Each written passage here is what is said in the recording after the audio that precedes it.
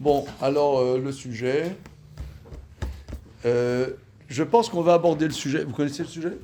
Oui. Non. La Torah est-elle raciste? La Torah est-elle raciste? Est-ce qu'on peut avoir un petit spoil alerte? Comment? On peut avoir un spoil. Tu veux dire qu'on sait à l'avance quelle va être la conclusion? Alors, La conclusion la conclusion. Mais non, mais on veut pas, nous. On veut pas savoir la fin. C'est pas la première fois que vous venez à un de mes études. Non, c'est la troisième. Ouais, non, mais ça m'étonne comme question parce que moi-même je sais pas exactement la conclusion. Hein, donc voilà. Alors c'est un sujet bien évidemment très vaste parce que raciste, le terme raciste, ça, je pense que ça veut rien dire. J'explique. Hein, c'est-à-dire qu'en nous, il y a des instincts qui sont sains.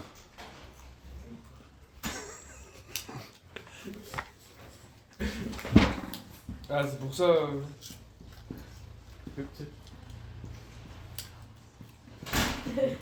Ah, vous avez compris, c'est ça le spoil, d'accord? Non, je blague. Hein. Non. Donc, c'est bon. Non, ce que je veux dire, il y a des instincts en nous. Je prends par exemple la peur. Ouais, la peur. Quelqu'un qui n'a pas peur, il s'expose à des dangers que je dirais dangereux. Donc, avoir peur, c'est quelque chose de sain. Maintenant, être victime de sa peur, ça, c'est pas sain. Je dirais autre chose. Par exemple, avoir le trac. Avoir le trac. Par exemple, moi, mon métier, c'est enseignant. Un enseignant, c'est pas un comédien, mais c'est un peu comme un comédien. Il s'expose à un public, vous en l'occurrence, et avant de faire un cours, une conférence, on n'est pas à l'aise. Maintenant, un type qui est à l'aise avant de faire un cours, c'est sûr son cours, ça sera bidon. Ça veut dire que on a un pincement avant de faire quelque chose. Et ce qui fait que ce pincement nous mobilise dans ce qu'on fait. Maintenant, quelqu'un, il est victime de son trac, il est esclave de son trac, ça, c'est pas bien. Alors, il y a l'étranger. Quelqu'un qui n'est pas comme nous. C'est très sain. C'est très sain de se méfier des gens qu'on ne connaît pas. C'est extrêmement sain. Je laisse mijoter. Ça veut dire, je sais pas moi, il y avait un film aux États-Unis, il y avait ce qu'on appelle la ségrégation entre les Blancs et les Noirs. Et un des premiers films qui abordait le sujet, ça s'appelait « Devine qui vient dîner ce soir ». Je sais pas, vous avez jamais entendu parler de ça? Avec Sidney Poitier. Sidney Poitier, j'écris, très important. Sidney Poitier, c'était un des premiers acteurs noirs américains à Hollywood. Alors, c'était devine qui vient dîner ce soir. Tu as la famille américaine bourgeoise. En 1964, je dis ça au pif, 65, elle dit à ses parents j'aimerais vous présenter mon boyfriend. Devine qui vient dîner ce soir. Elle vient avec un noir. L'ambiance lourde, quoi. C'est une ambiance lourde. Voilà. Alors, comment? Qu'est-ce qu'on a fait au bon Dieu? Voilà. Donc, je dirais, moi, je trouve ça sain, hein, je dirais. Je dirais, pour commencer notre réflexion, je dirais que c'est... On ne connaît pas, on se méfie. Voilà. Maintenant, on ne connaît pas, on se méfie, on reste bloqué là-dessus, là, ça devient problématique. C'est-à-dire que si tu es bloqué là-dessus, c'est problématique. Mais que tu te méfies, je ne sais pas, par exemple, moi, je ne suis pas du Maroc, comme vous avez compris ça depuis longtemps, mais d'après ce que j'ai compris, les gens de Meknès se méfient de gens de Fès. Et ceux de Fès se méfient de Meknès. Je ne sais pas s'il y en a qui viennent de famille de Meknès ou de Fès. Mais il paraît qu'il y a 50 km entre.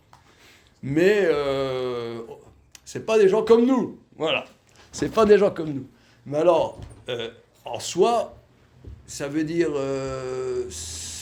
en soi, je dirais, c'est pas malsain. Maintenant, en faire une affaire, ça va devenir problématique. Bon, ça, je dirais, c'est des généralités qui ne sont pas talmudiques. La spécialité que je vous propose, c'est des études talmudiques. Hein. C'est chacun son truc. Moi, c'est ça, ce qui m'intéresse. Alors, je vous passe une photocopie de Maïmonide, pour commencer. Alors, comme d'habitude, hein, ça fait déjà pas mal de temps qu'on fait des études ensemble. Le départ est un peu... vous allez vous dire encore, comme la semaine dernière, où est-ce qu'il veut en venir, quel est le rapport avec le sujet, machin, bulle. Et après, je pense qu'on va aborder vraiment le sujet. Alors, le passage que je vous ai mis en photocopie, c'est l'introduction que Maïmonide a faite à son livre, son œuvre principale, sa grande œuvre qui s'appelle le Mishneh Torah. Mishneh Torah.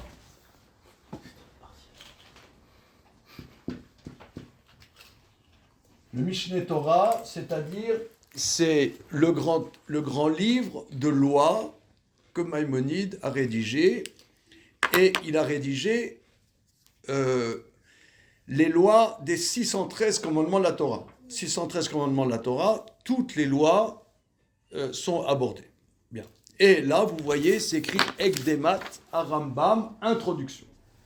C'est l'introduction. Alors, dans l'introduction, Maïmonide va rapporter, dans notre tradition, il y a ce qu'on appelle la Torah écrite et la Torah orale. Il y a la loi écrite et la loi orale. C'est-à-dire que le livre de la Torah qu'on lit à la synagogue, ça s'appelle la Torah écrite. Maintenant, il y a la Torah orale.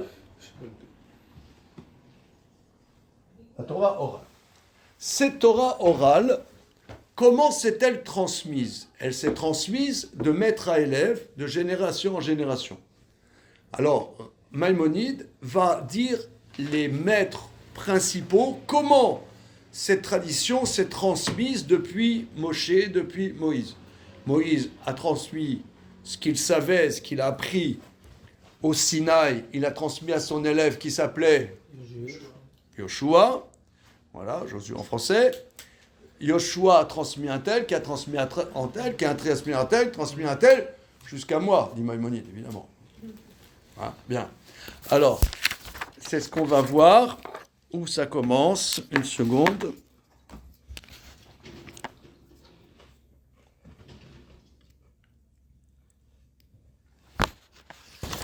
Afalpi. Afalpi, Shelo Nirtova Torah Shebealpi. C'est là. 1, 2, 3, 4, 5, 6, 7, 8, 9, 10, 11e ligne. 11e ligne. Afalpi, Shelo Nirteva Torah Shebealpe, bien que la loi orale ne soit pas écrite, Lamda Moshe Rabbeinu Kula Bebet Dino les Shivim Zekenim. Bien que ça ne soit pas écrit, il a enseigné Moshe, notre maître, toute la Torah à son tribunal et dans son tribunal aux 70, les Shivim Zekenim à 70 mètres. Voilà. Ve'elazar, Pinchas ve'Yoshua, Shloshtam kiblu memoshe. Elazar, fils de Aaron, Pinchas et Yoshua, les trois ont reçu de Moshe. C'est-à-dire que les éléments centraux de la transmission, c'était les trois. Les Yoshua, shu talmido shel Moshe, Rabbeinu, Masar Torah shebe'al peh ve'tzivahu alea. À Josué, qui était l'élève de prédilection de Moshe, Moshe a transmis la Torah orale et lui a ordonné dessus. Vechen Yoshua, kol yemei chayav, lamad alpé. Yoshua, toute sa vie, c'était oral. Il y avait que les 5 livres de la Torah. Tu as un texte? Oui, très bien. Donc, Yoshua, il n'y avait que le livre de la Torah et le reste était entièrement oral. Voilà. Ok.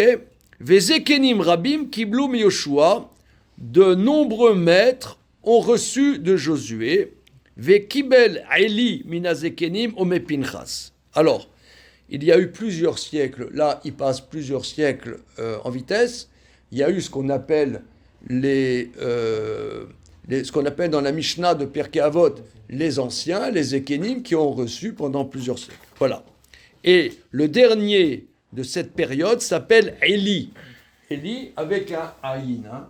Élie, c'est pas le prophète Élie, c'est Élie le Cohen. Voilà. Élie, Kebel Élie, minazekenim, ome Pinchas. Élie a reçu des anciens et de Pinchas. Alors, je ne comprends pas bien, parce que là, ça a duré 400 ans. Comment Élie a reçu de Pinchas? Réponse. Comment? C'est que Pinchas, on dit qu'il n'est pas mort. Hein? Donc, si vous le rencontrez, là, rue des Martyrs, hein, voilà. Pas dans cette rue. Donc, nous aussi, on a des Highlanders. Vous connaissez Highlanders? Ouais, nous aussi, on a ça dans notre tradition. Bien. Alors, ok. Donc, Élie a reçu des... Alors, regardez, on va voir des choses très, très étonnantes. Maïmonide, c'est connu, en général, on dit, il a fait la synthèse d'une dimension traditionnelle et d'une dimension rationnelle de la Torah. Hein, c'est connu, ça, Maïmonide. On dit souvent que c'est un rationaliste. Vous allez voir. Donc là, déjà, il y a quelqu'un qui a 400 ans. Ça passe. Ok. Passons. Où Shmuel, le prophète Shmuel, a reçu de Élie et de son tribunal. Alors maintenant, il va dire toutes les générations. David, Kibel, mais Shmuel ou Beddino. David, donc c'est les étapes de la transmission. David a reçu de Shmuel et de son tribunal. Ve'achia ashiloni meyotse mitzraim aya ve'levi aya ve'shama me Moshe va'yakatam be Moshe v'ukibel me David ou Beddino. Alors, Achia ashiloni était de ceux qui sont sortis d'Égypte. Il faisait partie de la tribu de Lévi. Il a entendu à l'époque de Moïse, mais il était enfant à l'époque de Moïse. Mais maintenant, il a reçu. C'est un des maîtres des maillons de la transmission de la tradition orale, il a reçu de David et de son tribunal. Est-ce que ça va, Achia Shiloni? Il a quel âge?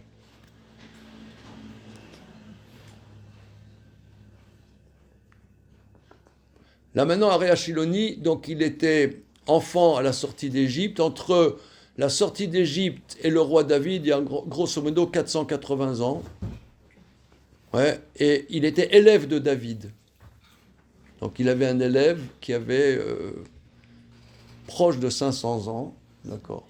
Alors, bien. Entre parenthèses, je ne sais pas si vous savez, mais on dit que le Baal Shem Tov, un des maîtres du Baal Shem Tov, c'est Achia Shiloni.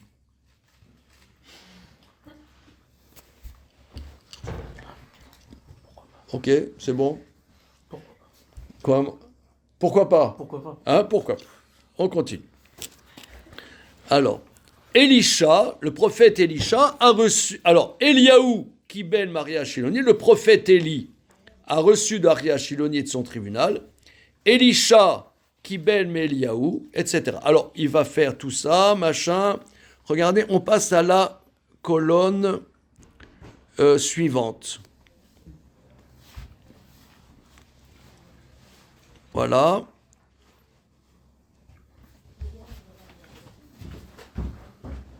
Bien. Regardez la colonne suivante. Donc, il continue génération, génération. Ensuite, il y a la destruction du premier temple. Il y a la construction du second temple par Ezra le scribe. Oui, par Ezra. Oui, par Ezra le scribe. Et ensuite, il y a les générations, plusieurs générations. Passez à la deuxième colonne, la colonne de gauche. 1, 2, 3, 4, 5, 6, 7, 8e ligne de la colonne de gauche. Yehuda ben Tabai et Shimon ben Shatar au Bedinam Kiblou Yoshua ben Pecharia Venatai Arbali au Bedinam. Alors, Yehuda ben Tabai et Shimon ben Shatar et son tribunal ont reçu de Yoshua ben Pecharia et de Natai à Arbali. Alors, je ne sais pas si la personnalité de Yoshua ben Pecharia vous dit quelque chose. Oui. Comment ? Oui. Oui, que ça te dit quoi ? C'est pas un personnage de la Guémara que les chrétiens auraient confondu avec Jésus? Alors, le Talmud, dans le traité Sota, dit pas tout à fait ça. C'est que Jésus de Nazareth était un élève de Yoshua ben Pecharia et que Yoshua ben Pecharia, il l'a mis à la porte de son école. Pour des raisons qui sont définies là-bas dans le traité Sota. Ça ne nous a pas valu que du bonheur, ce passage du Talmud. Voilà. Bien. En tout cas, pour vous situer dans le temps, Yoshua ben Pecharia, donc c'est la génération l'an 0, hein, voilà.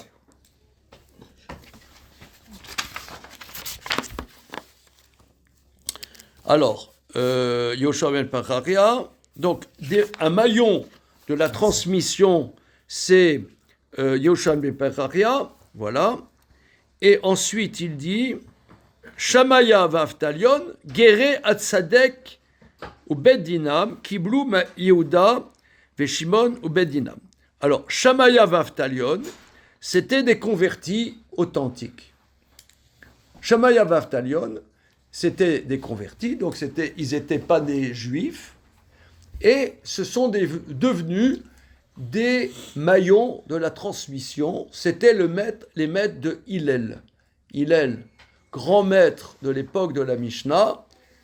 Les maîtres de Hillel, c'est Shamaya v'Avtalion. On verra dans la Gemara que Shamaya v'Avtalion, pas seulement c'était des convertis, mais c'était des descendants de Sancheriv.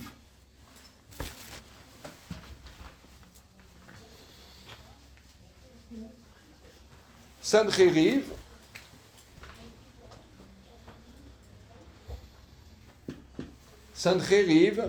c'est l'empereur d'Assyrie,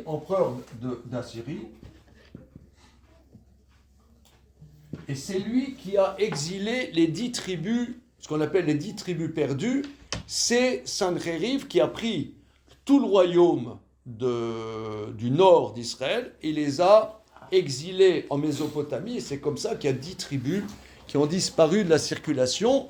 Et Sancheriv, il a voulu détruire Jérusalem, détruire le temple de Jérusalem. Finalement, il n'a pas pu le détruire, mais c'était un ennemi juré du peuple juif, et il a eu des petits-fils qui se sont convertis au judaïsme. Et là, Maïmonide pointe, pas seulement ils sont devenus des ennemis du peuple juif, mais ils sont devenus des maîtres centraux de la tradition. Continuons le texte de Maïmonide. C'était pas Nebuchadnezzar qui a exilé les 10 tribus? Non, c'est Sancheriv. Okay. Continuons. Hillel veshamay ou bedinab kiblu me shamaya v'avtalion ou bedinab. Hillel et Shammai et leurs tribunaux ont reçu de Shamaya v'avtalion et leurs tribunaux. Rabban Yochanan ben Zakkai et Rabban Shimon beno shel Hillel hazaken kiblu melel veshamay ou bedino. Alors, Rabban Yochanan ben Zakkai, c'est un élève de Hillel et de Shammai, ainsi que Shimon, le fils de Hillel, ont reçu de Hillel et Shammai. Chamisha Talmidim Ayulo les Rabban Yochanan ben Zakkai. Rabban Yochanan ben Zakkai avait 5 élèves, et ce sont les Gdolei HaChachamim, ce sont les grands maîtres. Rabbi Eliezer Agadol, Rabbi Yoshua, Rabbi Yossi Cohen, Rabbi Shimon ben Natanel, Rabbi Lazar ben Ara. Rabbi Akiva ben Yosef, Rabbi Akiva, donc je pense que vous avez déjà entendu parler de Rabbi Akiva, il a reçu de Rabbi Eliezer le Grand, son père était un converti. Qu'est-ce qu'il nous raconte? C'est la deuxième fois que Maïmonide relève que des grands maîtres centraux de la transmission de notre Torah, deuxième fois qu'il dit ce sont des convertis. On s'en fout, je veux dire, qu'ils soient Patagon ou Irlandais ou je ne sais pas quoi. Qu'est-ce que Maïmonide relève? Attention, là Shammai Avatéon s'était des convertis. Rabbi Akiva, son père, c'est un... Bon, on s'en fout. Je sais pas, peut-être vous en foutez pas. Moi, c'est pas le sujet. Le sujet, dis-nous qui a transmis la tradition orale. Et c'est pas fini. Regardons la suite. Continuons. Voilà Rabbi Ishmael et Rabbi Meir ben Gertzedek Kibloum et Rabbi Akiva. Génération d'après, Rabbi Ishmael et Rabbi Meir, le fameux Rabbi Meir est le fils d'un converti. On s'en fout, là aussi. Rabbi Meir, je reprends. Où suis-je? Oui. Vegam, voilà. Rabbi Ishmael et Rabbi Meir ben Gertz étaient le fils d'un converti, ont reçu de Rabbi Akiva. Vegam kibel Rabbi Meir ve'Raveram et Rabbi Ishmael. Voilà. Bon, c'est tout ce que je voulais voir avec vous. On voit que 3 fois dans la transmission centrale de la tradition juive que nous avons aujourd'hui, eh bien, à 3 étapes, il y a des convertis ou des fils de convertis, et Maïmonide relève, ce sont soit des convertis, soit des fils de convertis. Pourquoi Maïmonide nous relève ça? Qu'est-ce qui est important de le savoir? Alors, si vous voulez, on va creuser un peu la question. À partir d'un autre texte. Ça, c'est un texte de Maïmonide, un texte du Talmud dans le traité Gittin. Je vous passe des photocopies. Du Rambam pour faire tout ça, il sort bien. Ça sort bien de quelque part. C'est dans la Mishnah, c'est dans la Gemara. Oui, si tu fais de manière précise, tu étudies les Mishnayot, on arrive à ce résultat. Voilà. Il a juste compilé. Voilà. Ça, la construction, Voilà. C'est pas, je dirais, c'est pas extrêmement sorcier. L'intérêt, c'est qu'il l'a formalisé. Voilà. C'est que nous, on a des éléments disparates, lui, les met en ordre. Voilà. Bon, il y a des petites innovations. Ça vient quand même plus haut. Il part de Moshe Rabbeinu. Il a une autre source que... Et ça, c'est la première Mishnah des Avot. Oui, enfin, la première Mishnah de Avot, il n'y a pas grand-chose. Il y a 10 mots. Et là, lui rentre dans les détails. Maintenant, ce qui est très important, c'est que dans notre tradition, nous savons qui a appris avec qui. C'est-à-dire qu'on n'est pas autodidacte dans notre tradition. On n'est pas autodidacte. Par exemple, quelqu'un, il prendrait un dictionnaire d'hébreu, un dictionnaire d'araméen, il se prendrait le Talmud. Il pourrait peut-être le traduire, mais on a une tradition. Moi, par exemple, je sais, j'ai appris avec un maître précis, qui a appris d'un maître, qui a appris d'un maître, qui a appris d'un maître. On a une tradition très très précise, comment se transmet notre tradition. Maintenant, ce qui est impressionnant, et c'est le début du sujet, pourquoi Maïmonide dit-il qu'au moment clé, il y a des moments clés de notre transmission, eux, c'est des convertis, lui, fils de convertis. Qu'est-ce que ça vient faire ici? Bon. Alors, on va voir un passage que j'aime beaucoup, mais comme d'habitude, je suis désolé, il faut rentrer dans le sujet, il faut s'approprier le texte, et après, on peut réfléchir. Bon, alors...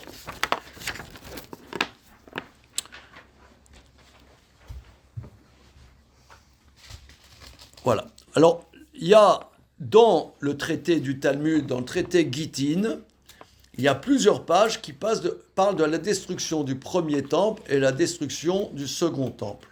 Alors, à l'époque de qui a détruit le premier temple de Jérusalem?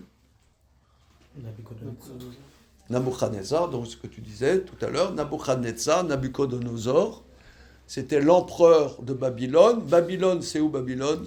Babylone, En Irak. quoi? L'Irak actuel. En Irak. Hein. Babylone, c'est à côté de Bagdad, il y a les ruines de Babylone là-bas. Bien. Alors, ça commence les premiers mots en haut.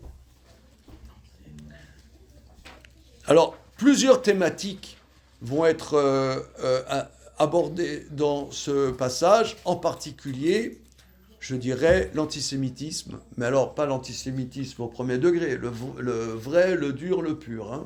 On va voir ça. Alors, ce passage a été rédigé il y a 1800 ans, grosso modo. Bien. Alors, Amar Rabbi Chia Baravin. Rabbi Chia Baravin dit au nom de Rabbi Yoshua ben Kocha. Amar Rabbi Yoshua ben Kocha. Rabbi Yoshua ben Kocha, certains avis disent que c'est fils de Rabbi Akiva. Alors pourquoi c'est écrit Rabbi Yoshua ben Kocha et pas Rabbi Yoshua ben Akiva? Kocha, ça veut dire chauve. Alors parce qu'il y avait un sobriquet de Rabbi Akiva, il était chauve, il paraît on l'appelait le chauve. Voilà. Alors, il paraît qu'il ne faut pas faire des sobriquets. Dans le Talmud, on fait tout le temps des sobriquets. Je sais pas, c'est comme si, excuse-moi, on t'appelait le cheveu. C'est pas une forme d'irrespect. Hein, donc là, c'est le contraire. On l'appelle Rabbi Akiva, on l'appelle le chauve. Bon. Comment ? C'est pas une forme d'irrespect envers... C'est bizarre quand même. Bon. Alors, Rabbi Yoshua dit Sarli zaken echad me'anshe Yerushalayim. Rabbi Yoshua dit, il y a une personne âgée, un vieux monsieur m'a raconté des gens, de quelqu'un de Jérusalem. Il dit, Bebi kazo arag nabuz radan rav tabachim mataim vachat esre ribo. Alors, dans cette vallée, Nabuzradan, le chef boucher, a tué 2 100 000 personnes. Alors, Nabuzradan, on a vu Sancheriv, Nabuchodonosor. Nabuchodonosor. En vérité, on dit que c'est Nabuchodonosor qui a détruit le premier temple, mais quand on voit les versets, Nabuchodonosor n'a jamais mis les pieds à Jérusalem. Son homme de main, il s'appelle Nabuzradan.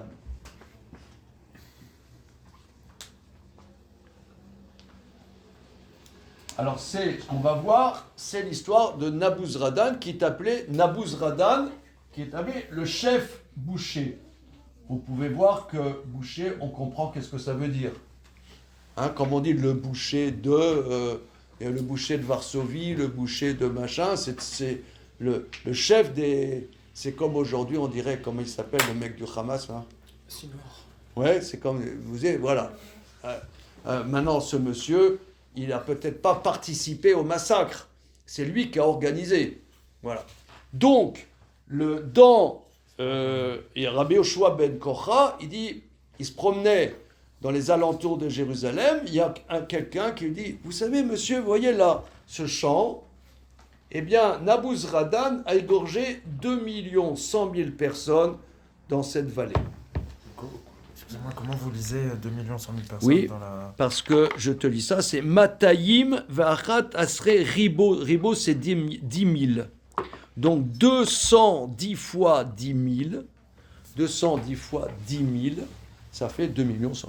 Si je ne m'abuse. Mataim, c'est... Matayim, c'est 200. Achat Esre, c'est 11. Ribo, c'est 10 000. 210 fois 10 000, ça fait 2 100 000. Alors, dans cette vallée, voilà, au Beyerushalayim et à Jérusalem, Arag Tishim va Arba Ribo al Even Achat. Et à Jérusalem, il a égorgé 940 000 personnes sur une pierre. Ad she'alar daman venaga bedamo shel Zacharia, et il y avait des rigoles de sang, des rivières de sang qui sont allées rejoindre le sang du prophète Zacharie. Voilà. Les Kayem Hashenemar, Damim Vedamim Nagou, il y a une prophétie qui dit arrivera un moment où il y aura de tels massacres que le sang rencontrera du sang. Alors, c'est quoi le sang du prophète Zacharie? Nabuzradan, c'était donc le général en chef, le chef boucher de Nabuchodonosor. Il arrive aux confins de Jérusalem, il avait comme mission de prendre Jérusalem.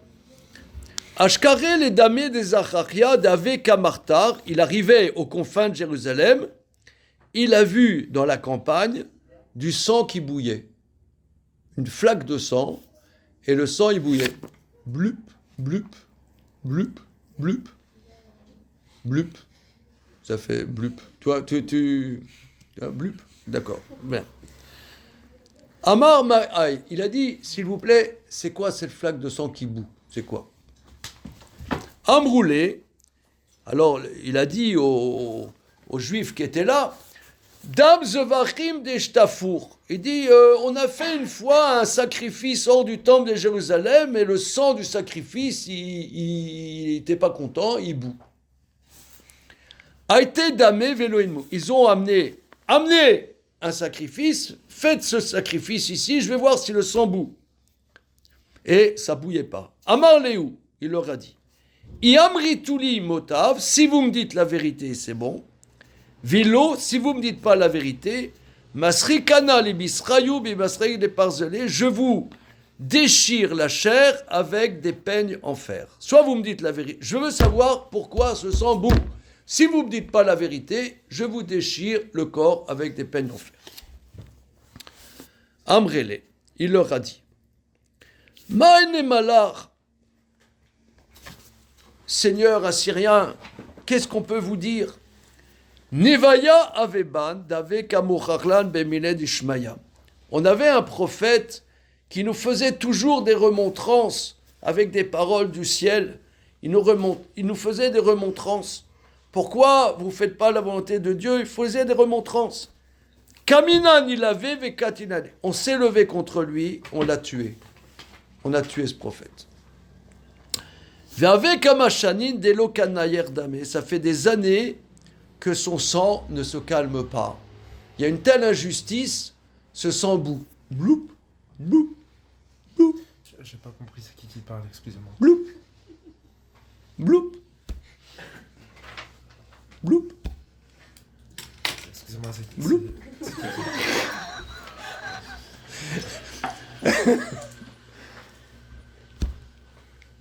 parle? C'est les Babyloniens. Il y a Nabuzradan, il y a le sang qui bout. Qu'est-ce que c'est que ce sang qui bout?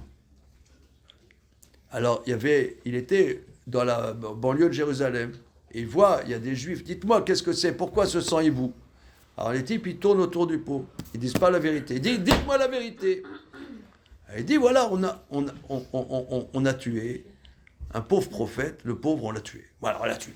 Et c'était tellement horrible de le tuer que ce sang, il se calme pas. Comment il fait? D'accord. Il se calme pas. Amar Léou, il leur a dit, Anna me faille s'en aller.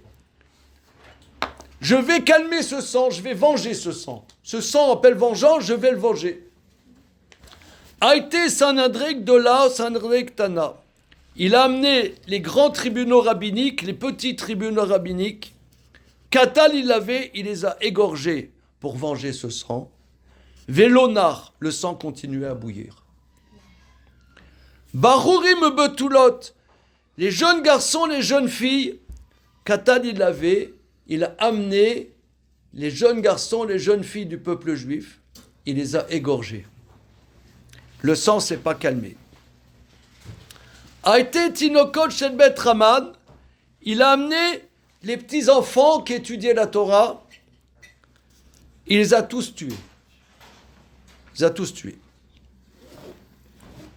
Vélonar. Le sang s'est pas calmé. Amarlo. Alors Nabuzradan, il a dit. Zacharia, Zacharia. Tovim shebaem ivatim. Nichaler davati lechulu. Zacharie, Zacharie. J'ai tué les meilleurs d'entre eux. Est-ce qu'il faut que je les massacre tous? Kedemalar Achi, quand il a dit ça, Nar, le sang s'est arrêté. Beaïshata, à ce moment-là, Irer Tshuva Bedate, il a eu une pensée de Tshuva à l'intérieur de sa pensée. Il a réfléchi. Uma ima nefesh achat, si pour une personne qui a été tuée de manière injuste, la vengeance était tellement comme ça, cet homme-là, moi, qui ai tué toutes ces âmes, raison de plus que la vengeance va être terrible. Arak, il a fui.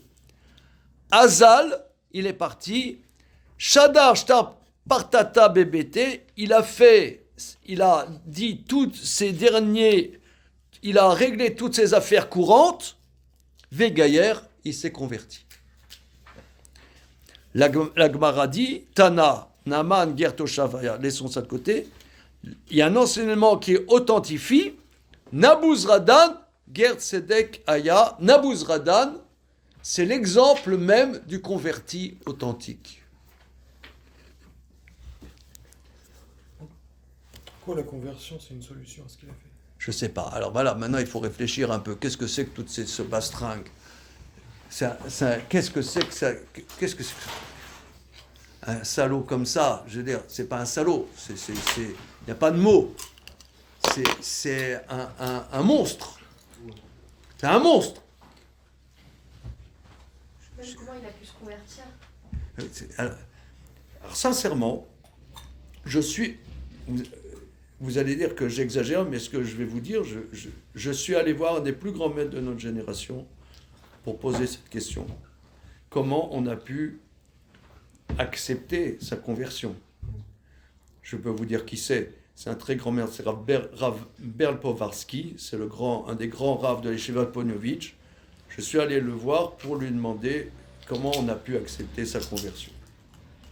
C'est une grande question. Alors, donc là, vous voyez, on n'est pas trop raciste quand même. Là, parce que il a fait pire que Sinvar, là, le mec. Là, c'est le boucher, on est le chef boucher, hein. Il appelle le chef boucher, c'est-à-dire c'est le massacreur en chef, c'est le chef du camp d'Auschwitz et Mauthausen réunis, quoi. Qu'est-ce que c'est que cette histoire? Essayons de... Qu'est-ce qui m'a fait prendre conscience qu'il devait se convertir? Alors, essayons de décrypter. Alors, le Talmud continue. Donc, regardez, on est la ligne large, la ligne large, la quatrième ligne large. Je reprends. Nabuzradan, Ger Tzedek Aya. Nabuzradan est l'exemple même du Ger Tzedek. Parce que, si vous voulez, il y a deux types de conversion.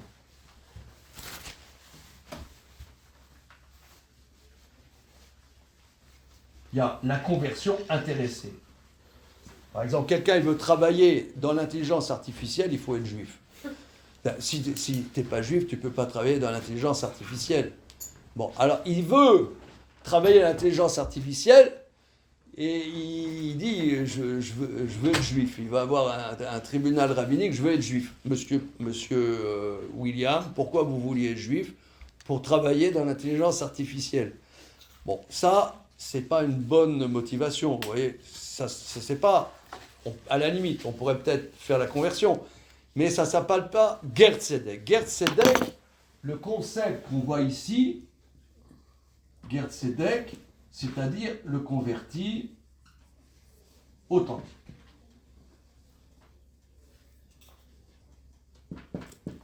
Par exemple, quelqu'un, il a rencontré en boîte de nuit une jeune fille juive sympathique.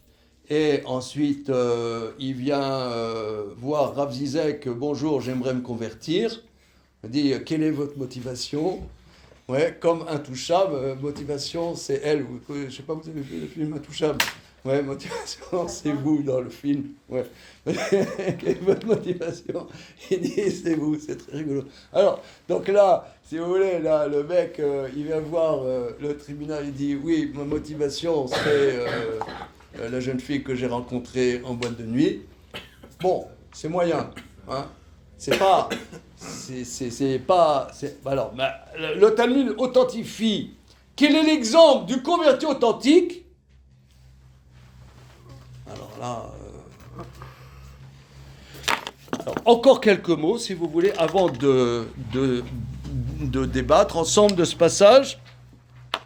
Le Talmud continue. Donc, Nabuzralan, Ger Tzedeka. Mais Bnei Banav shel Aman, Lamdu Torah bebnei Brak.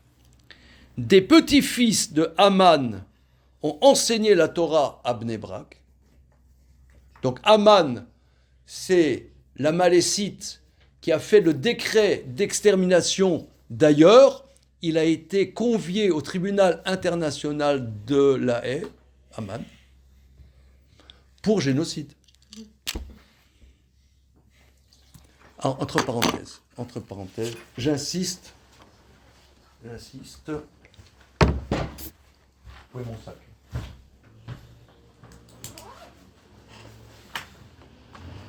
Je vous encourage à lire ce livre. Alors, il analyse c'est un livre qui a été écrit en 1968. Il analyse en 1968 l'antisémitisme de gauche, mais c'est sublime. Désolé, désolé de retard, désolé de vous entendre. Tu t'es un mot de retard? Non, pas cette fois.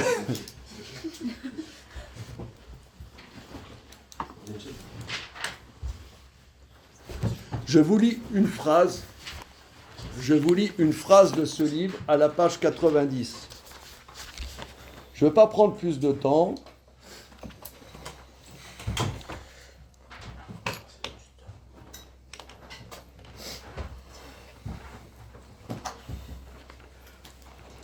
Ce livre a été écrit par Béla Grunberger en 1968. Je vous lis une phrase. Ce jeune fils d'un président directeur général du 16e arrondissement trouve que les Israéliens ont du culot de s'être assuré un niveau de vie décent et doivent être combattus en tant que nantis par rapport aux Arabes.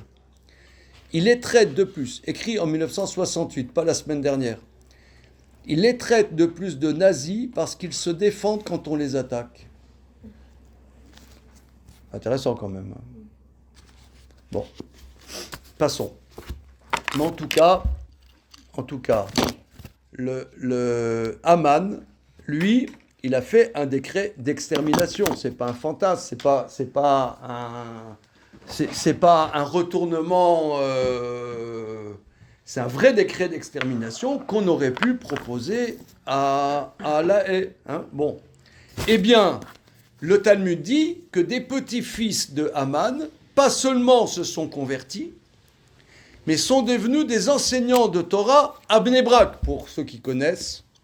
D'accord. Continuons. Mais Bnei Banav shel Sisra, Lamdu Tinokot B'Yerushalayim. Des descendants de Sisra, c'est un roi du Moyen-Orient qui a fait la guerre contre Israël pour exterminer Israël à l'époque de la prophétesse Deborah. C'est Sisra. Des descendants de Sisra ont enseigné aux enfants juifs à Jérusalem. La tradition, les kabbalistes disent, qui est le descendant de Sisra? C'est justement Rabbi Akiva qui descend de Sisra par le père.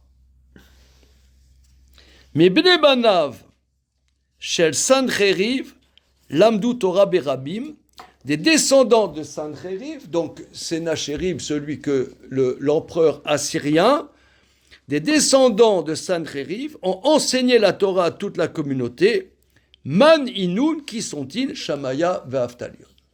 Alors ici, le Talmud relève que des descendants des plus grands antisémites, pas seulement antisémites, parce que tu as plusieurs sortes, tu as l'antisémite. Ouais, antisémite, moi je trouve que les juifs font désordre. Ouais, ça c'est gentil, je veux dire, oui, ils sont partout, ils noyautent les médias, machin bidule, ouais. Et on ne voit que en dentaire, des choses comme ça. Ouais. Alors, ouais, et la finance, etc. Bon, ben ça c'est pas, ça c'est l'antisémitisme gentillet. Là, on parle pas de l'antisémitisme, on parle des antisémites forcenés, fanatiques de la haine anti-juive. Fanatiques de la haine anti-juive. Et le Talmud dit, et c'est pas seulement dans un discours de salon, après avoir mangé du homard à la mayonnaise, qui faisait un petit discours anti-juif. Non, c'est qu'ils ont fait leur preuve. Ils ont massacré les juifs. Eh bien, le Talmud dit ici que des descendants de Haman, de Sancheriv, de Sisra, ont été des maillons centraux de la transmission de la Torah. Alors, qu'est-ce que ça nous enseigne, ça? Qu'est-ce que c'est cette histoire? C'est quoi? C'est quoi cette histoire?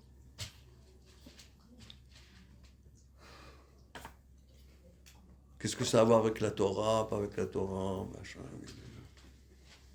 Les Juifs, ils ont toujours dérangé, de toute façon, les Juifs. Comment? En soi, les Juifs, ils ont toujours dérangé. Dans énormément de cultures. Oui, attends, regarde, t'arrives un petit peu après le début du film, hein, il faut voir qui a tué qui, hein, tu vois. Ah hein, faut voir un peu quelle est l'énigme. Mais Malheureusement, j'ai pas pu tout suivre. Hein, je vais voir.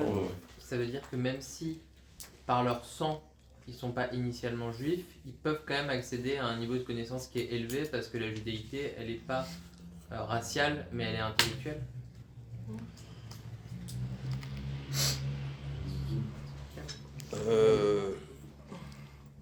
Bon, alors, tu pourrais dire que on accepte qu'ils se convertissent. Mais là, c'est un degré après.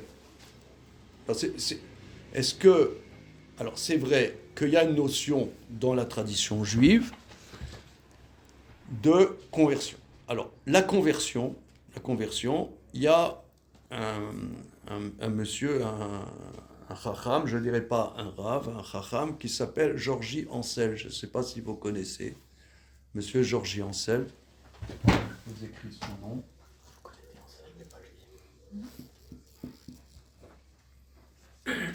C'est un monsieur qui est âgé maintenant. Son épouse qui vit toujours, lui vit toujours. C'est un monsieur âgé. Son épouse, c'est la fille de Emmanuel Levinas. Vous avez sûrement entendu parler de Levinas. C'est le gendre de Emmanuel Levinas. Et ce Georgi Ansel, c'est un talmudiste, grand talmudiste. Il était professeur de mathématiques, je crois, à l'université d'Amiens, toute sa vie, professeur de mathématiques à l'université, et aussi un talmudiste. J'ai appris de lui plusieurs choses, entre autres. Il a écrit des livres en français, vous pourrez voir sur Amazon, Georgi Ansel, il y a des livres très très intéressants sur le Talmud, et en français. Et je l'avais invité, il nous avait enseigné la chose suivante, que dans la tradition juive, il n'y a pas, le mot conversion n'est pas un bon mot. C'est pas un bon mot. Conversion, c'est un concept qu'on trouve chez les chrétiens et chez les musulmans. Parce que la conversion, c'est une dimension, je dirais, purement spirituelle. C'est Paul de Tarse, relisons les évangiles. Ouais, Paul de Tarse, il allait en Cappadoce, en Turquie, et sur le chemin de Damas, vers Damas, ouais, sur le chemin de Damas, et il a eu la révélation, et il s'est converti. C'est-à-dire son âme s'est transformée en une âme chrétienne. Voilà, ça c'est la conversion. Nous, c'est pas ça. Guerre, j'ai écrit guerre, ça veut dire c'est quelqu'un qui vient habiter dans le peuple juif c'est, Georgie Ansel explique, c'est une naturalisation. Il devient juridiquement juif. Comme je l'ai dit à d'autres études ici et ailleurs, que la base du judaïsme, c'est le droit. Qu'est-ce que c'est un guerre? C'est quelqu'un maintenant, il rentre dans la juridiction juive. Jusque-là, il y avait une juridiction des fils de Noé. Maintenant, il a un statut juridique de juif. C'est pour ça, d'ailleurs, c'est pour ça que pour une conversion, il faut un tribunal rabbinique. C'est du droit civil, si vous voulez.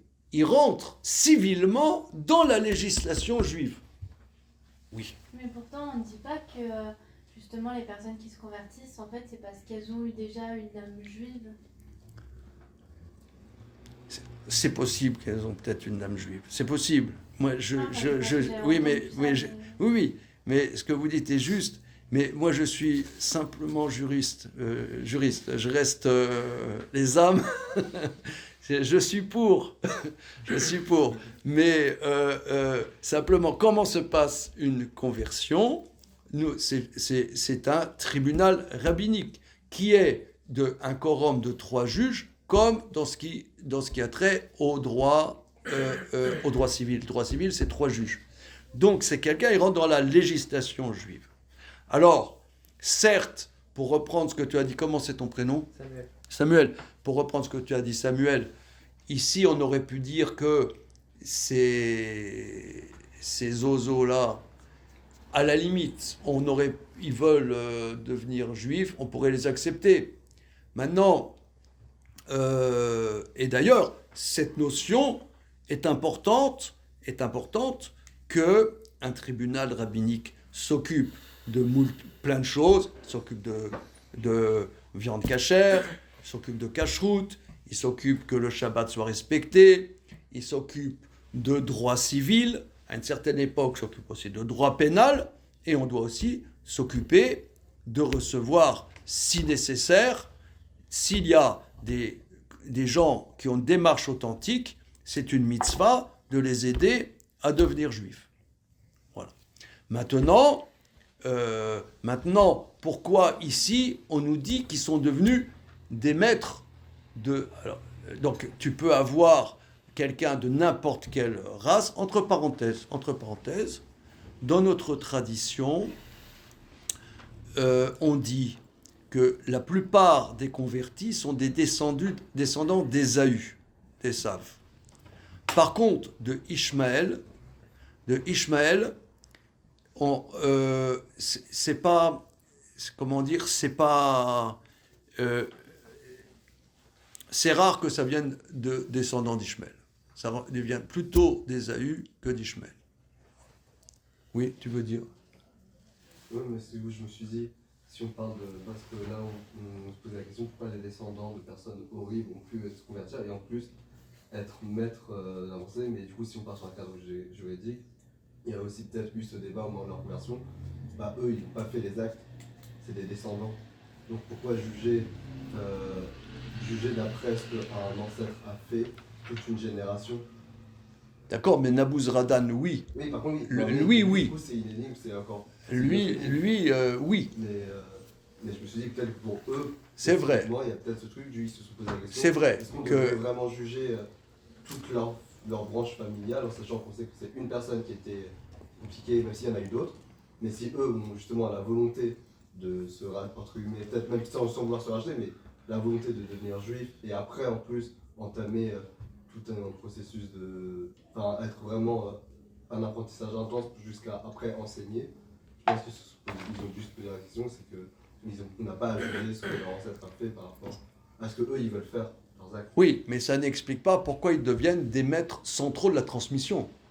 Parce qu'ils ont appris plus que les autres. Peut-être. Donc c'est quand même relou, quoi. Ça veut dire, on te dit, le grand maître de la génération, c'est un descendant de Eichmann ou de... C'est pas légitime en fait. Ça en perd toute légitimité finalement. Si. Bah, justement, si par exemple on entendait qu'un grand maître de Torah, bah, comme vous l'avez dit, c'est un descendant de. Enfin, d'un des. Par exemple. Si moi je vous dis que mes grands-parents c'était des nazis, vous fuyez. Hein. Non, non, pas seulement des nazis, mais disons des. Imaginons, Justement, si vous ne me connaissez pas bien, mais, mais si je vous dis que mes grands-parents, par exemple, imaginez que je vous dis mes grands-parents c'était ceux qui ont créé un camp de concentration, pas seulement des gardiens, ouais, mais des organisateurs d'un camp de concentration pendant du camp de Dachau. Le fondateur du camp de concentration de Dachau, c'est mon grand-père. Imaginons, vous dites, mais alors le mec, ça me dégoûte, quoi. Mais Je justement, sais pas, vous fuiriez. Mais justement, Vous fuiriez. Même moi, je fuirais moi-même. Mais non, parce que ça veut dire que c'est d'autant plus fort de partir d'aussi loin et d'arriver ici. C'est plus facile pour quelqu'un qui est né dans un milieu juif où on pratique de devenir rabbin que pour quelqu'un qui vient d'un milieu où on déteste les juifs et où c'est la pire chose. C'est exactement ce que j'allais dire. À travers leur travail, ces gens-là, s'ils sont devenus des maîtres, etc., des penseurs de la Torah, ça s'est pas fait comme ça. Ils ont travaillé pour. Et peut-être que justement, c'est d'où ils viennent qui font, si je puis dire, qu'ils ont, je vais rappeler ça vulgairement, mais qu'ils ont encore plus la dalle en fait. Ça veut dire, quelqu'un qui vient justement, on peut comparer ça par exemple aux gens très riches qui ont commencé de très bas. Ça veut dire, plus tu viens de loin en général, plus tu as envie d'aller loin, c'est ça? Alors, C'est un peu effrayant, non, ça veut dire, si vous allez me dire, je sais pas moi, mon grand-père, c'était un bûcheron suédois qui coupait du bois dans les fjords et qui faisait du saumon fumé dans les fjords de Suède. Bon, qui s'appelait Christiansen, machin. Bon, c'est bien, je veux dire, et il est devenu un talmudiste. Bon, c'est bien, mais pourquoi nous sortir le fondateur du camp de Mauthausen? Je veux dire, mon grand-père s'occupait de massacrer les juifs à Mauthausen et ma grand-mère les femmes. Et maintenant, j'étudie la Torah et je suis un maître de Torah. D'ailleurs, j'écris des livres sur le Talmud. Ah, c'est dégueulasse. C'est de l'appropriation culturelle. C'est quoi? De l'appropriation culturelle. Ah, c'est trop compliqué pour moi. C'est comme les blancs qui font des dreadlocks.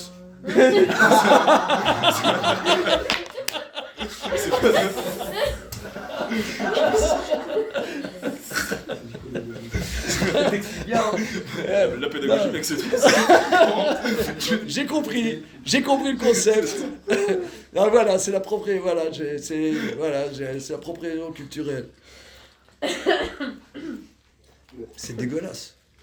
Ouais, c'est vrai. Ah, c'est vraiment C'est vrai, dégueulasse. c'est dégueulasse. Oui. Je suis pas sûr que ça ait un rapport, mais j'avais déjà entendu que le Yetzer Hara et le Yetzer Tov, ils s'équilibraient tout le temps.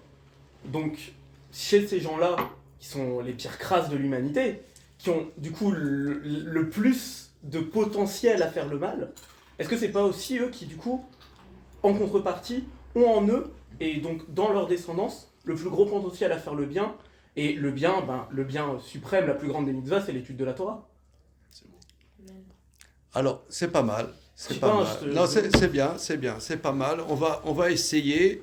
Je vais vous rapporter qu'est-ce que le Maharal de Prague dit dessus. Hein.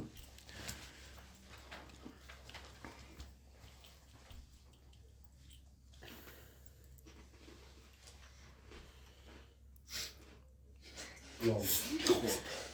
Il parle bien.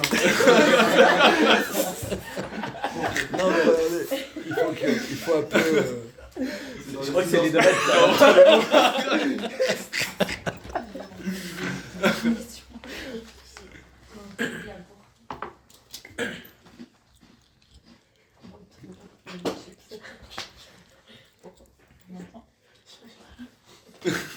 Non, il dit comme ça. Regardez, nous, dans la vie, on cherche le confort. Dans la vie, beaucoup, on cherche le confort. Avoir une vie pépère,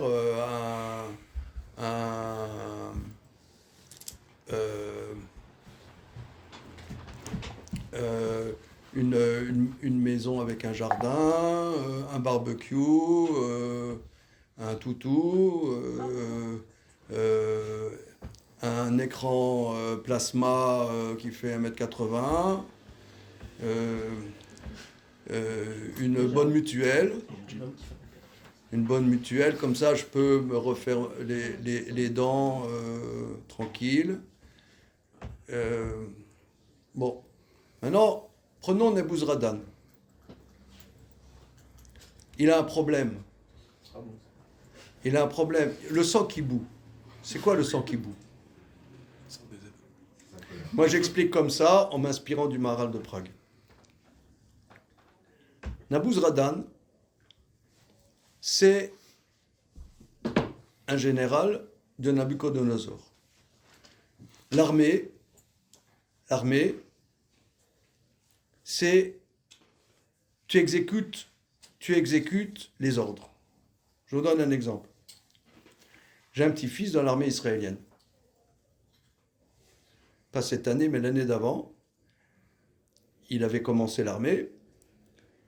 Et après Simchat Torah, je lui ai demandé, bon, Simchat Torah cette année c'était spécial, mais l'année dernière, je lui ai demandé comment c'était Simchat Torah. Il m'a dit c'était très dur. À la base, on n'a pas le droit de boire de l'alcool. Simchat Torah sans boire de la vodka, laisse tomber, quoi. Alors, et on n'a pas le droit. Quelqu'un avec une canette, il va en tôle. Bon, après, quand ils sont en permission, machin, ils font ce qu'ils veulent. Mais à l'armée, ils te trouvent une canette de bière, tu vas en tôle, tu vas au cachot. Là. Enfin, je sais pas, le truc, la tôle pour les... Ça veut dire, l'armée, c'est les ordres. Donc Nebuzradan, c'est un général prussien. Eins, zwei,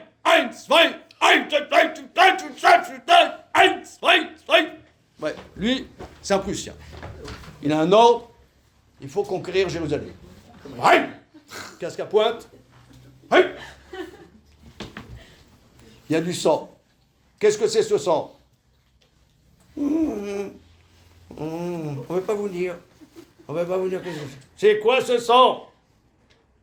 On a tué un homme, un des justes qui était parmi nous. On l'a tué. On a honte. Quoi, vous avez tué un de vos rabbins? Mais moi, on m'a dit que les Juifs, c'est le peuple élu. Comment le peuple élu peut faire des saletés pareilles? Mais nous, on n'est rien du tout à côté des Juifs. Et vous tuez vos rabbins? Qu'est-ce que c'est que ça? Donc ça veut dire que vous êtes un faux. En vérité, c'est pas vrai. Vous n'êtes pas le peuple élu. En vérité, vous êtes des salauds. En vérité, la preuve, c'est que chez vous, il n'y a que des magouilleurs. Regardez Bernard Madoff. Regardez, dès qu'un mec il fait des magouilles, c'est que des Juifs.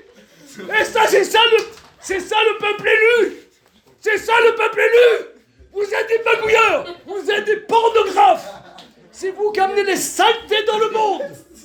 Toutes les perversions. Regardez la nana, Judith Butler, la salope. S'il y a une salope dans le monde, il faut que ça soit une feuge. Je vais exterminer, c'est un faux. Le peuple juif, c'est une erreur de l'humanité. C'est à cause de vous qu'il y a des problèmes. C'est un discours néo-nazi. Alors, il y en a qui ont des comptes à régler, je crois. Vous avez des choses à dire là ce soir, c'est vrai. Il y a au moins 50 ans dans le là, c'est des foules en une fois. Là, vous êtes un faux. On m'a raconté que vous êtes le peuple de Dieu. Vous n'êtes pas le peuple de Dieu. Dès qu'il y a la perversion, c'est vous qui l'amenez.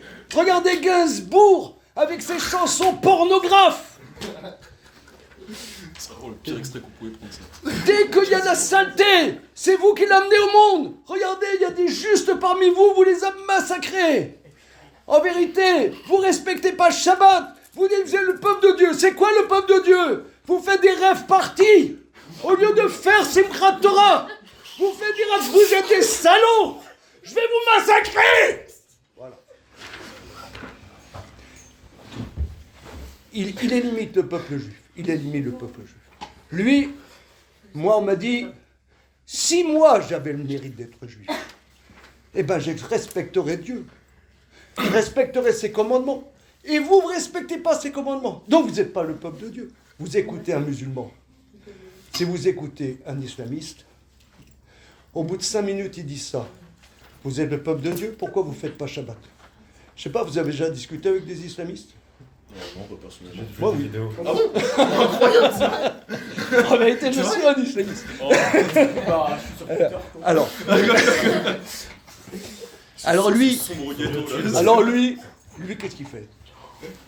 Il massacre les juifs, massacre les juifs, massacre les juifs, massacre les juifs, massacre les juifs, massacre les juifs, massacre les juifs. Il voit qu'il tue, il tue, il tue, il tue, il tue, il tue, il tue, il tue, il tue, il tue. Un moment, il se dit, mais est-ce qu'il faut que je les tue tous? Il se rend compte. Qui a dit ça? Non, non, il se rend compte. Regardez, ici, c'est ça un des nœuds du problème. Il y a trop de juifs dans le monde, c'est Non, non, non. Il se rend compte. Regardez. Vous savez, il y a eu, en 1962, je ne sais pas exactement, il y a eu le procès Eichmann. Eichmann, c'est lui qui a programmé l'extermination des Juifs de Grèce, de Salonique particulièrement, et le massacre du million de Juifs de Hongrie. Eichmann. Il s'était réfugié après la Seconde Guerre mondiale à Buenos Aires, si je ne m'abuse. Et le Mossad l'a attrapé, l'a amené à Jérusalem. C'est pas cool, ça. Comment? Non. Après, tous les nazis se sont cachés en Argentine. Eichmann c'est à Jérusalem, et Scarlett c'est à Lyon. Et à son procès, Bah, procès d'Eichmann c'est à Jérusalem, ouais. Ah non, j'ai cru qu'il s'était fait péter à Jérusalem. Non. Ah, je me suis dit. et- alors, regardez, c'est extrêmement. Je pense que c'est un des fonds de ce passage extraordinaire, sublime, au procès d'Eichmann. Et d'ailleurs, Hannah Arendt a écrit un livre là-dessus, Eichmann à Jérusalem. Au procès d'Eichmann, il a dit « Je n'ai fait qu'exécuter les ordres ». Elle a appelé ça la banalité du mal. En vérité, on se dit, c'est pas possible. Comment il peut dire, je n'ai fait qu'appliquer les ordres? En vérité, je crois que ici, c'est le problème. Nabuzradan, lui, c'était un soldat. Un soldat, il applique les ordres. Mais, à force de tuer, à un moment, il s'est dit, mais est-ce qu'il faut que je les tue tous? Est-ce qu'il faut que je les tue tous? Il s'est rendu compte qu'il aurait pu continuer à tuer. À un moment, il s'est dit, mais j'ai une responsabilité. C'est ça, Irer Tshuva Belibo. Il a eu une pensée de Tshuva dans son âme. Dans son âme, qu'est-ce que ça veut dire? Dans son âme, il a réalisé qu'il n'était pas un pantin, qu'il n'était pas un soldat, mais qu'il existait et qu'il était libre de faire le bien et le mal. Il pensait que nous, on est programmés, on est des soldats, on est des machines. Il a réalisé, en faisant ces massacres, qu'il avait une âme et qu'il devrait rendre compte de ses actes. Il s'est rendu compte qu'il n'était pas un soldat. Il est lui. Il doit rendre compte. L'énigme, pourquoi il a voulu se convertir? Mais il n'aimait pas les macroudes. Il n'aimait pas les spécialités juives. Il les haïssait. Comment? Qu'est-ce qui a fait qu'il est juif? Je pense qu'il a compris. Alors, qu'est-ce que ça veut dire qu'on est le peuple? Qu'est-ce que ça veut dire qu'on est le peuple de Dieu? Le peuple de Dieu, c'est pas qu'on est les soldats de Dieu. C'est qu'on véhicule dans l'humanité qu'on n'est pas des machines. On véhicule dans l'humanité qu'on est des individus libres. On est Betselem Elohim. Selem Elohim, à l'image de Dieu.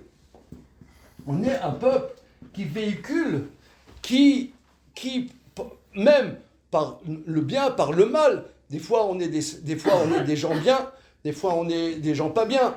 Mais à travers le vécu du peuple juif, la mixture qui est le peuple juif, c'est véhiculer que l'homme est Betselem Elohim. Et on véhicule que les êtres humains sont des êtres libres et ne sont pas des machines. Là-dessus, il est devenu juif. Le Maharal explique pourquoi ces salauds intégraux qui se sont attaqués au peuple juif, mais pas attaqués un peu, pas simplement ils ont fait des discussions antisémites de salon, ils ont fait des journaux antisémites, ils se sont attaqués. Il dit, et c'est un peu ce que tu as dit Isaac, que sortir de son confort, s'attaquer, c'est que cette personne, elle a un problème. Et quand quelqu'un, il a un problème, même ce problème-là, il s'exprime de manière catastrophique, mais il cherche quelque chose. Dans cette recherche, cette énergie qu'il met, il y a une sainteté. C'est un peu différent de ce que tu dis. Il dit qu'il y a une sainteté. Ces personnes mettent dans leur démarche, presque je dirais, peut-être c'est horrible, une sincérité. Cette sincérité, elle n'est pas matérielle. Cette sincérité, elle touche quelque chose qui n'est pas du matériel, mais de l'ordre de la sainteté. Donc si vous voulez, l'autre sujet est, est-ce que la Torah est raciste? Moi, ce texte, qu'on ait compris ce texte, qu'on n'ait pas compris, je pense que jusqu'à fin de nos jours, on ne comprendra pas vraiment ce texte. Mais ici, qu'est-ce qui me bouleverse chaque fois que je vois ce texte? Tu vois un salaud, prenons Sinvar, que je ne connais pas, et j'espère ne pas le connaître. Mais tu vois un salaud qui s'attaque au peuple juif. Pour nous, qui sommes radé pâquerettes, on dit voilà, c'est le mal incarné. C'est des monstres. C'est Amalek. C'est des monstres. Et j'en passe, c'est des meilleurs. C'est des monstres. Pour les maîtres du Talmud, ok, il faut peut-être sûrement, il faut se battre, il faut peut-être même, peut-être il faut les tuer. Mais c'est pas ça la question ici. Mais c'est pas des monstres. Ils ont une problématique humaine, peut-être fondamentale. Il y a un problème, ils ont un problème avec le peuple juif. Et ce problème, il s'attaque au peuple juif. Et bien, s'attaquer, ça demande une énergie. Et cette énergie, il y a une sainteté dans cette énergie à s'attaquer au peuple juif. Et cette énergie, même là, ils la mettent à mauvais escient. Mais dans cette sainteté, elle est nécessaire pour l'étude de la Torah. Si nous, on était des bénis oui-oui, quelle est la force du peuple juif? La force du peuple juif, c'est notre volonté de comprendre. On veut comprendre. Mais pour comprendre, tu as, par exemple, dans n'importe quel domaine, tu as n'importe quel domaine, les juifs, ils veulent comprendre. Ils veulent, voilà. Mais ça, pour ça, c'est pas un confort. Nous, qu'est-ce qui va faire que cette Torah, elle se transmet? Le don de la Torah, ça fait 3400 ans. 3400 ans. Bon, on pourrait dire, bon, la Torah, on connaît. Ça va, on connaît. 3400 ans. Vieilles histoires. Même moi, je connais. Comment on connaît? Allez, on passe à autre chose. Voilà, bien sûr. Ouais, classe. Le Coran. Ouais. Comment on passe à autre chose. Mais pour que cette Torah, elle se régénère, il faut une problématique, il faut une énergie. L'énergie, si tu prends les choses telles quelles, eh ben, elle ne peut pas se renouveler. Parce que comme dit notre bon Macron, il faut se réarmer. Vous avez eu des échos là de son allocution là? Non, bon. Ouais, il faut réarmer la France. Ouais, non, mais pour se renouveler, que cette Torah elle puisse se transmettre justement. Le sujet, pourquoi Maïmonide relate-t-il que chaque fois qu'il y a un converti, dans la transmission, dans les moments clés de la transmission, il dit « Ah, ça c'est un converti, ça c'est un fils de converti ». Et le Talmud, il dit, pas seulement ça, il va plus loin que ce que dit Maïmonide, c'est des descendants de ceux qui sont attaqués au peuple juif. Alors, je reprends la remarque de Samuel. Tu disais, Samuel, ici, que finalement, le peuple juif, c'est pas une dimension raciale, c'est une dimension intellectuelle. Il est possible, mais ici, je verrai en tout cas que la Torah, c'est de l'intellect. Or, l'intellect, il ne peut être l'intellect qui est ce qui va donner de la vie au peuple juif. Il peut se renouveler, il peut devenir vivant que si on n'accepte pas. Si on est, voilà, bon, c'est les coutumes, on faisait comme ça, mon grand-père faisait comme ça, donc moi je fais comme ça. Là, ça s'arrête. Pour qu'il y ait un renouveau, pour qu'il y ait même un moment charnière dans la transmission, il faut une énergie d'avoir des problématiques d'énergie. Cette énergie même de s'opposer, de cette opposition au peuple juif, c'est qu'il y a un problème. Ce problème, cette recherche, dit le Maharal de Prague, il y a une dimension de sainteté. Ça, je crois que c'est très très important, et je crois même au niveau de l'UEJF, où vous travaillez beaucoup sur l'antisémitisme, l'antisémitisme, c'est pas le mal. On dit l'antisémitisme, c'est le mal. Ceux qui s'attaquent au peuple juif, c'est le mal incarné, etc. Non, c'est pas le mal incarné, c'est pas bien. Hein, c'est pas bien. C'est la phrase de la soirée, là. J'attends le mai. J'attends le mai aussi, moi. Enfin, je suis d'accord avec vous, mais j'attends le mai quand même. C'est pas bien. C'est pas bien. C'est dévoyé. Mais, si on dit que Dieu est un, on dit Shema Israël, Hashem Elokeinu, Hashem, écoute Israël, l'Éternel est notre Dieu, l'Éternel est un, c'est-à-dire que dans toute expression, il y a une unité. C'est-à-dire même ce qui est le mal, il y a de la sainteté. Même dans le mal, il y a de la sainteté. Et il faut être à l'écoute et dire c'est le mal absolu, l'antisémitisme, c'est le mal absolu, etc. C'est pas le mal absolu. C'est quelque chose qu'il faut combattre. Mais dire que c'est le mal absolu, c'est complètement bébé cadeau. C'est première section de la maternelle, je pense. Voilà. Oui. Mais est-ce qu'il y a un mal absolu ou... Dans notre... Ah oui, alors ça c'est très important.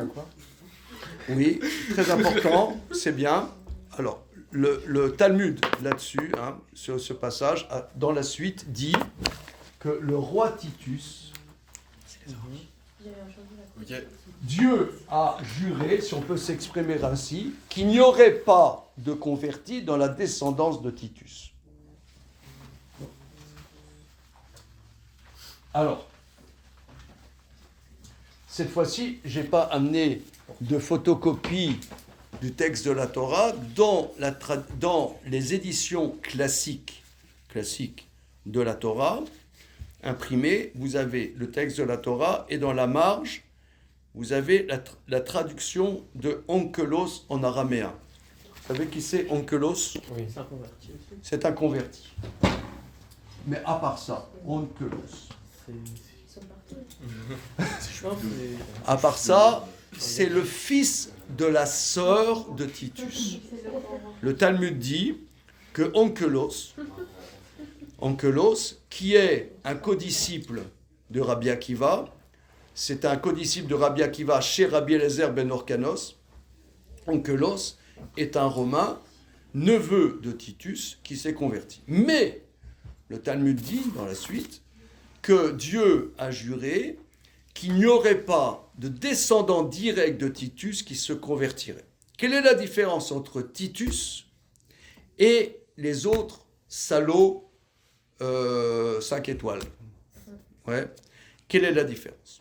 Alors, de ce que j'ai cru comprendre dans le commentaire du Maharal de Prague, qu'il y a une différence entre le nihilisme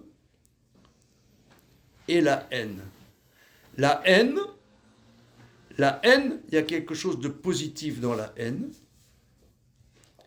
mais le nihilisme, le nihilisme, comme son nom l'indique, c'est l'amour du néant.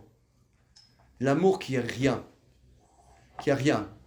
Qui se passe rien. C'est la recherche de l'absence de sens. Je vous donne un exemple. Amalek a été cité, vous avez cité Amalek. Amalek, lorsque le roi Shaoul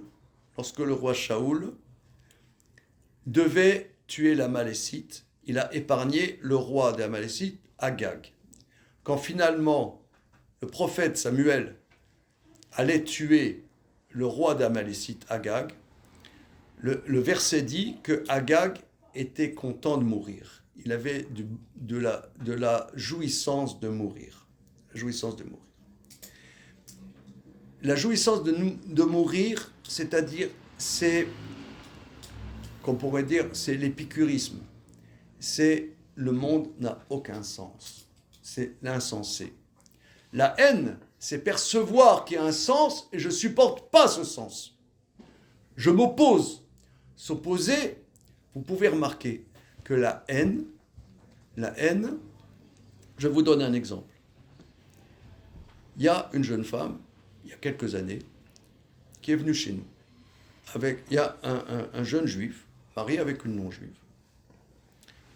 Et ce garçon, d'ailleurs, aujourd'hui, je viens là de l'enterrement de la maman de ce monsieur. Ce garçon-là, juif, il est venu à des cours à moi, et il est venu avec sa femme, un jeune marié, avec une non-juive. Bon, ok. Ils viennent chez nous, ils sont venus une fois, ils sont venus deux fois, on discute. Elle, la non-juive, elle nous dit, il y a un problème avec le judaïsme dans ma famille. Dès que je parle de judaïsme, puisque mon mari est juif, à ma mère, elle se met en colère, etc. Je ne sais pas pourquoi. Elle dit non, ne parle pas de ça, etc. Dès que je parle d'Israël, je dis non, parle pas d'Israël, ça m'énerve, je veux pas qu'on parle d'Israël ici. Mais pourquoi ma mère s'énerve? Elle a fouillé, elle est juive. Elle est juive, indubitablement, elle ne savait pas. Et on a vu les papiers, etc. Son arrière-grand-mère maternelle est juive, j'ai vu ça avec des juges rabbiniques, elle est juive, indubitablement. Mais comment elle a découvert qu'elle est juive? Par la haine de sa mère, le judaïsme. La haine, c'est-à-dire, c'est pas l'indifférence. La haine, c'est qu'il y a quelque chose qui te travaille. Après, comme vous avez dit, il y a une différence entre l'antisémitisme de salon, où c'est la haine juste parler, quoi, et les violences après, derrière. C'est horrible. Comme vous avez dit, il y a une sainteté dans tout ça. C'est un peu difficile à concevoir, quoi. Moi, je compare un peu avec. Je compare pas forcément à la Shoah, moi en ce moment, je compare plus aux terroristes, je sais pas, du Hamas ou quoi. Genre, je me dis, il n'y a rien de ça dans ce qu'ils font. Ouais. Quoi? Comment? Il y a rien de ça dans ce qu'ils font, c'est ça que t'as dit? Ouais. Oui, c'est-à-dire si on prend la grille de lecture qu'on voit dans ce passage et qu'on la transpose avec ce qu'on voit aujourd'hui, je ne sais pas si on peut transposer. Ah, ok. Je n'ai pas les éléments. Est-ce que, justement, il y a plusieurs attitudes? C'est ce que le Talmud dit. Titus, lui, n'aura pas de descendant. Dieu a juré qu'il n'y aurait pas de descendant de Titus. Titus, c'est le vide, c'est rien du tout. Et par contre, son neveu, Onkelos, donc c'est juste à côté, est devenu un des maîtres centraux de notre tradition. Donc c'est un... Et si vous voulez, de manière générale, il y a quelque chose, souvent, quelqu'un me pousse. Ouais, mais t'es débile, wesh. Ouais, pourquoi tu m'as poussé comme ça? T'es débile ou quoi? Non, c'est pas parce que tu m'as poussé que t'es débile. Peut-être tu me pousses, peut-être c'est moi qui suis débile. Ça veut dire avoir du recul et voir que quelqu'un qui me fait du mal, mais du mal terrible, c'est pas vide. Il cherche quelque chose. Ça, il faut une science supérieure pour analyser ça. Maintenant, est-ce que ce que nous vivons aujourd'hui correspond à ça? Moi, je suis incapable d'analyser. Je suis trop rikiki pour analyser, j'en sais rien. Mais ici, ce qui est en train de ce passage, pour moi, il est nécessaire dans la vie de tous les jours. Il y a des fois, mais quand quelque chose nous dérange ou nous fait du mal, on dit c'est débile. T'es débile, t'es un monstre, un truc, on met des étiquettes. Peut-être il faut que moi, je me défende et que je te tue. Il faut peut-être que je te tue, mais t'es pas débile pour autant. Pas forcément. Pas forcément. Voilà, je pense que ça, c'est important. C'est très important. Voilà, c'est ça ce que je voulais voir. Donc, comment vous avez dit la conclusion s'appelle? Non. Oh non, c'est le spoil, c'est bon? Bon. Ok. Je vous laisse méditer sur ce passage sublime. Et vraiment, je ne sais pas si on le trouve, je pense que dans les librairies en ligne de livres d'occasion, on peut trouver ce livre. C'est vraiment de la bombe atomique. C'est un livre qui a été écrit en 68. C'est de la bombe atomique. Voilà. Bon. Hein? Oui. Le fait que Moi, je suis raciste. des descendants de... Quoi? Non, j'ai dit que j'étais raciste. Non, mais c'est terrible. Excuse-moi, Khalid, tout de suite. Non, mais si vous voulez, c'est Quoi? non, mais c'est sûr que les enjeux de ce passage sont terribles. Aussi, je pense qu'il y a une réflexion sur la liberté humaine, que Dieu laisse à l'homme la possibilité de faire son chemin, même de faire des monstruosités pour qu'il fasse son chemin. Il fait son chemin. C'est ça ce qu'il a compris, Nabouzradan. À un moment, il s'est dit, mais Dieu me laisse libre de faire. Je suis libre de faire. Et là, toute sa réalité intérieure a changé. Il a réalisé qu'il était libre. Dire qu'il est libre, ça veut dire qu'il est responsable. Et c'est ça ce que le peuple juif véhicule. C'est ça, être juif. Être libre. Et responsable. Voilà. Bon, les amis, merci. Les Chaïm. Rabbi. Est-ce qu'il n'y a pas une forme de tikkun derrière le fait que des descendants des proches d'antisémites durs des massacres se convertissent en fait? Parce que, par exemple, ça me rappelle des documentaires que j'ai vus sur des descendants de nazis, sur des fils ou des petits-fils de nazis qui sont convertis. Alors, oui, mais là, je pense que ça va plus loin que ça. Je pense que là, ça va plus loin. Là, ils font pas ça pour réparer. Oui. Ils font ça par découverte intérieure, c'est autre chose. C'est pas pour réparer ce qu'on fait leur père et leur grand-père. Les Golden Members. Ça va plus loin. C'est authentique. Réparer, finalement, t'es encore dans la dynamique. La culpabilité. C'est pas la culpabilité. Évidemment que j'aime bien.